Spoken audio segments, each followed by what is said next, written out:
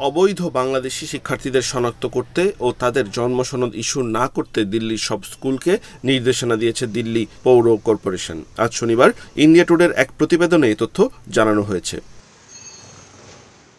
কয়েকদিন আগে দিল্লির লেফটেন্যান্ট গভর্নর সেক্রেটারিয়েট অবৈধ বাংলাদেশি অভিবাসীদের বিরুদ্ধে কঠোর পদক্ষেপ নেওয়ার হুঁশিয়ারি দেন। এরপরেই এমডিসির তরফ থেকে দিল্লির স্কুলগুলোতে এমন নির্দেশনা দেওয়া হলো। এতে বিধানসভা নির্বাচনের আগে দিল্লির ক্ষমতাসীন আম আদমি পার্টি এবং বিজেপির মধ্যে নতুন করে উত্তেজনা তৈরি হবে বলে আশঙ্কা করা হচ্ছে।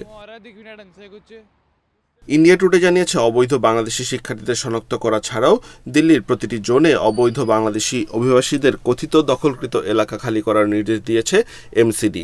এ বিষয়ে কী পদক্ষেপ নেওয়া হলো তা জানিয়ে 31 ডিসেম্বরের মধ্যে প্রতিবেদন দিতে বলেছেন এমসিডির ডেপুটি কমিশনার।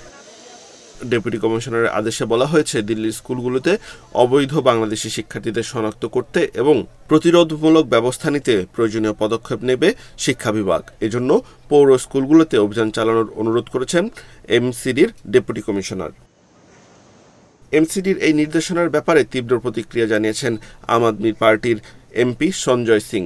তিনি বলেন, এমসিডির এই আদেশ অবৈধ অভিবাসীদের নামে পূর্বাঞ্চলীয় সম্প্রদায়কে অপমান ও অসম্মান করার চেষ্টা।